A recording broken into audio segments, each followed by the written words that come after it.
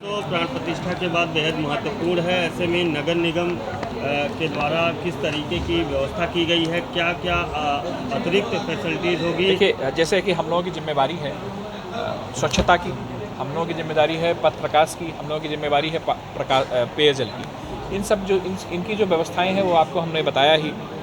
स्वच्छता के लिए हमारे 2247 कर्मचारी करीब लगे रहेंगे, और इसके अलावा 2247 कर्मचारी हमारे लगे रहेंगे।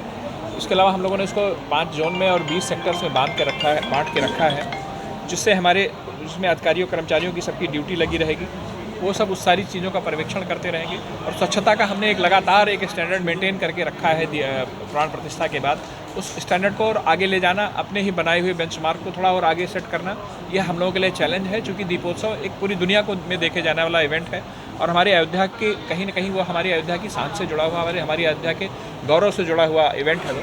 तो वह उस इवेंट को उस स्वच्छता के दृष्टिकोण से हम लोग अपने स्टैंडर्ड को, अपने बेंचमार्क को और आगे ले जाएंगे।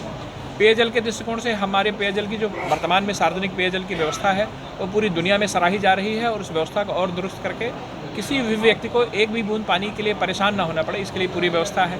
तमाम टॉयलेट्स की व्यवस्थाएं हैं, तमाम मोबाइल टॉयलेट्स की व्यवस्थाएं हैं, हमारे पथ प्रकाश की व्यवस्था है, हमारी डेकोरेटिव लाइट्स पूरे अयोध्या धाम में लगी हुई हैं। उससे पूरा एक पौराणिक और एथनिक लुक देते हुए प्रकाश की व्यवस्था हम लोग सुनिश्चित कर रहे हैं।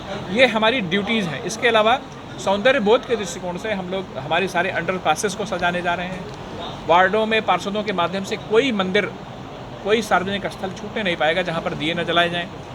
हमारा जो रामपथ पे जो रेलिंग लगी हुई है, रामपथ पे अन्य जगहों पर हम लोग जगह जगह फूलों की सजावट करने जा रहे हैं। कुल मिला के अयोध्या आने वाले व्यक्ति को एक अलौकिक और अद्भुत आनंद की प्राप्ति हो।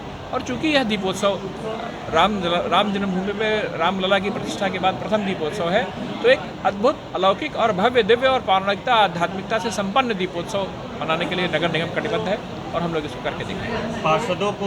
हर पार्षदों को दिए उपलब्ध कराए जा रहे हैं। गुप्तार घाट पे किस तरीके के दिए हम अपने नगर निगम की टीम को इस बात के लिए बधाई देंगे कि हमारी जो गौशाला की व्यवस्था है अब धीरे धीरे वह इस स्तर पर आ गई है कि हम लोग वहाँ पे गोबर से बने तमाम उत्पादों को हम लोग बाहर भी प्रयोग कर रहे हैं। और इस बार हम लोग एक नया प्रयोग करने जा रहे हैं।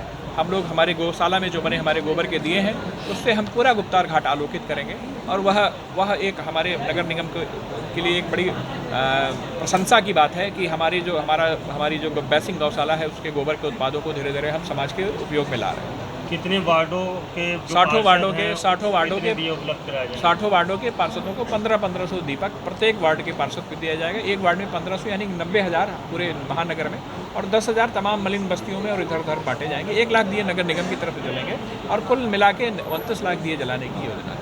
कितने वो कर्मचारी दीपोत्सव में नगर निगम के द्वारा रहेंगे? और महाराज जी, इसमें ये बता दीजिए कि जो पब्लिक फैसिलिटीज़ हैं, जो सुलभ शौचालय अस्थायी बनाए जाएंगे, वो कितने रहेंगे? 30 के करीब मोबाइल टॉयलेट हम लोग लगाएंगे धाम में।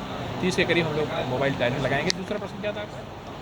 कितने कर्मचारी? कर्मचारी लगभग 3700, 3700 प्लस 2247 तो सफाई कर्मचारी हैं, और कुल मिला के हमारे जितने 3700 कर्मचारी वो नगर निगम की व्यवस्थाओं के माध्यम से एक अद्भुत और दिव्य दीपोत्सव सुनिश्चित करने के लिए कटिबद्ध है।